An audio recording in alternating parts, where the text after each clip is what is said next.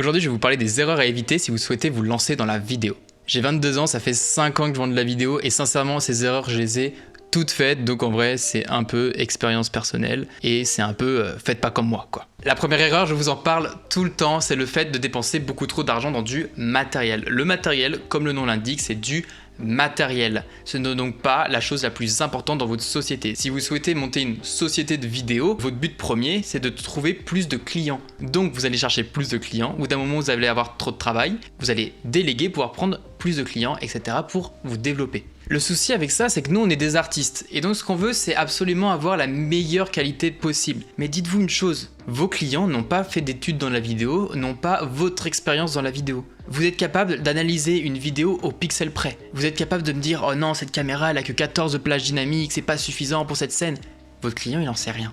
Votre client, quand il va voir votre vidéo, il va pas voir vos images, il va pas voir votre prise son. Il va pas voir votre montage. Ce qu'il va voir, c'est pourquoi il vous a payé. C'est son produit, c'est la chose qu'il va lancer. Ce qu'il a dedans dans votre vidéo, c'est ses rêves. Donc c'est ça qu'il va voir. Donc en fait, si on y réfléchit, la chose la plus importante de votre vidéo, c'est donc l'histoire. C'est donc le message que vous faites passer. Et ça n'a strictement rien à voir avec l'argent que vous allez mettre dedans. Alors bien sûr, sur YouTube, vous avez énormément de youtubeurs qui ont les meilleures caméras du monde. Dans la réalité, vous allez voir pas mal d'agences de communication qui vont continuer de filmer avec des FS5, des Canon C100 Mark II. J'ai même vu un direct multicam avec des caméras bridge.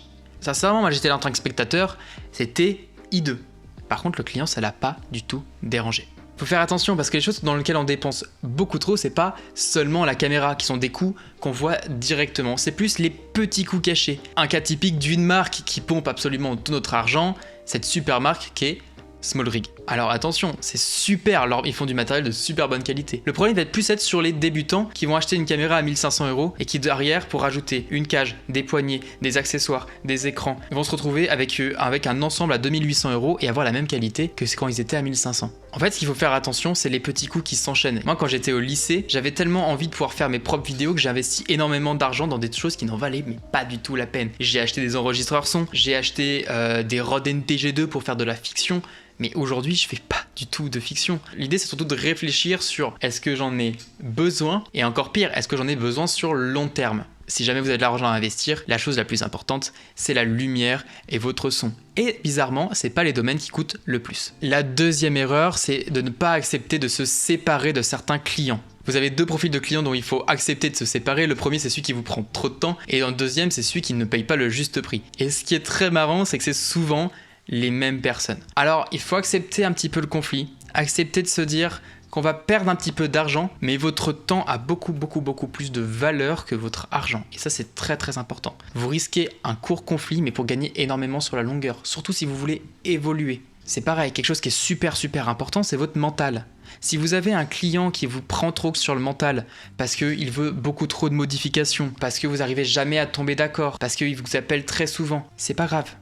C'est pas qu'il est méchant, c'est pas que vous êtes méchant, c'est simplement parce que vous avez deux fonctionnements opposés. Faut pas oublier une chose, la vidéo c'est un métier d'artiste, si les deux visions artistiques ne collent pas, ça sert à rien de forcer. Peut-être qu'avec un autre confrère, ça se passera super bien, et peut-être qu'avec vous, c'est pas le cas. La troisième erreur qui est absolument la plus fréquente, c'est le fait de s'enfermer dans le cadre de freelance. Alors qu'est-ce que ça veut dire? Est-ce que c'est une question de statut? J'ai juste à passer en SARL, en SASU, tous ces statuts là que vous allez voir sur internet? Non, absolument rien à voir. Par exemple, moi je suis passé en SARL très tôt. D'un point de vue économique, c'était pas la meilleure des solutions, mais par rapport à mes ambitions, c'était très bien. Il n'y a pas de meilleur choix possible, il n'y a pas d'avantage économique réel. Vous avez chacun des avantages ou non à changer de statut. C'est pas du tout le sujet aujourd'hui. L'idée, c'est surtout au niveau de la valeur perçue. Si demain vous souhaitez monter en gamme, faire les meilleures vidéos, si vous voulez monter vos prix, ça sera beaucoup plus facile de le faire en étant une agence, une boîte de production qu'en étant freelance. Ça, vous en êtes d'accord. Mais ça, c'est une question de valeur perçue. Parce que ce qui est marqué sur votre carte de visite, ça ne veut absolument rien dire. En fait, ce qui compte, c'est comment vous perçoit le client. Exemple, si demain vous faites des vidéos absolument magnifiques pour un client, si jamais le client va parler de vous à une autre personne, il va dire la phrase suivante: je connais un super bon vidéaste. Par contre, si demain vous êtes à la réalisation, vous avez une autre personne à l'image, une personne qui va gérer le son, même faire semblant de gérer le son, et que derrière c'est quelqu'un d'autre qui va faire le montage, vous déjà vous allez gagner énormément en énergie mentale et vous allez pouvoir dormir un peu plus. Deuxième chose, le client, quand il va parler de vous, il va dire: ah, je connais une super boîte de production, ah, je connais une superbe agence agence de com. Et ça, c'est très important pour vous placer. Vous ne pourrez pas donner les mêmes prix si vous vous placez en tant qu'agence de com, qu'en tant que société de production, qu'en tant que freelance. Et ça, typiquement, c'est une erreur que j'ai beaucoup trop fait. C'est-à-dire que j'ai beau avoir un statut SARL, pendant trop longtemps, j'ai pas osé déléguer parce que je voulais à tout prix garder la main mise sur la qualité, avoir la meilleure qualité possible. Et je me suis dit que c'était beaucoup mieux si je le faisais moi. Et en fait, ça, tu te rends compte beaucoup trop tard quand tu travailles 15 heures par jour et que tu finis en total burn-out parce que t'es crevé. Et à ce moment-là, tu commences à déléguer et tu vois la lumière au bout du tunnel et c'est absolument génial. Surtout qu'il y a une chose qu'il faut vous dire. Si vous lâchez votre caméra pendant un tournage,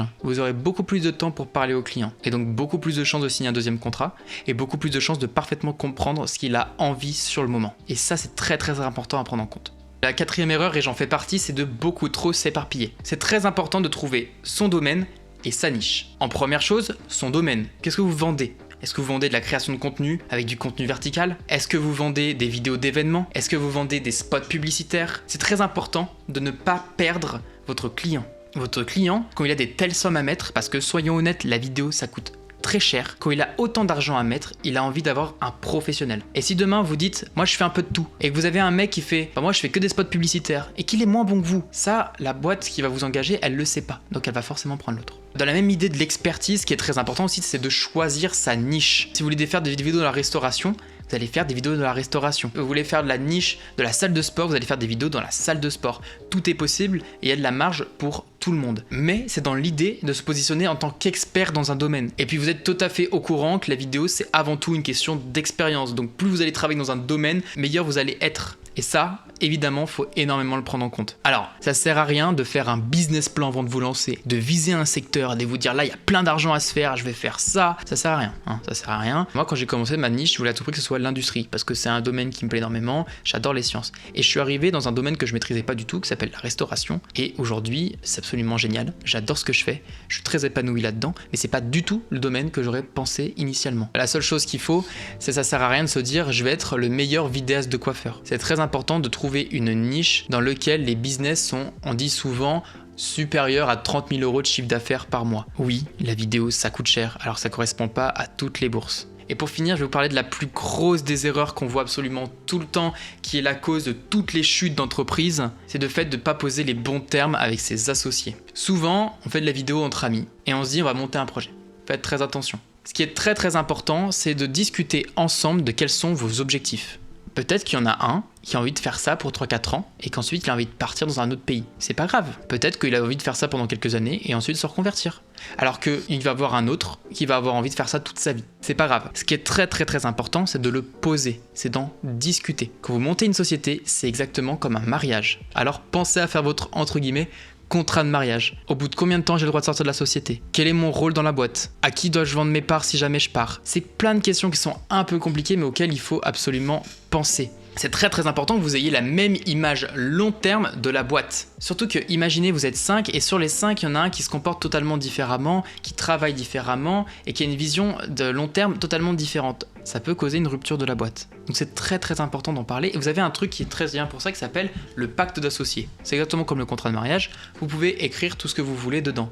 Par exemple, s'il y en a un qui part, est-ce qu'il doit d'abord proposer ses parts à la vente à quelqu'un de la boîte ? Ou alors, est-ce qu'il peut directement la vendre à n'importe qui ? Quels sont les objectifs de chacun dans la boîte ? Parce que ça peut beaucoup jouer. Est-ce que votre objectif c'est de faire les meilleures vidéos possibles ? Est-ce que votre but c'est de faire la plus grosse boîte possible ? Est-ce que votre but c'est d'avoir le plus de matériel possible ? Ou est-ce que votre but c'est de faire le plus d'argent possible ? Ça peut sembler un peu marrant, mais chacun a des objectifs en tête différents. Et si vous n'avez pas les mêmes, vous n'allez pas du tout partir dans la même direction.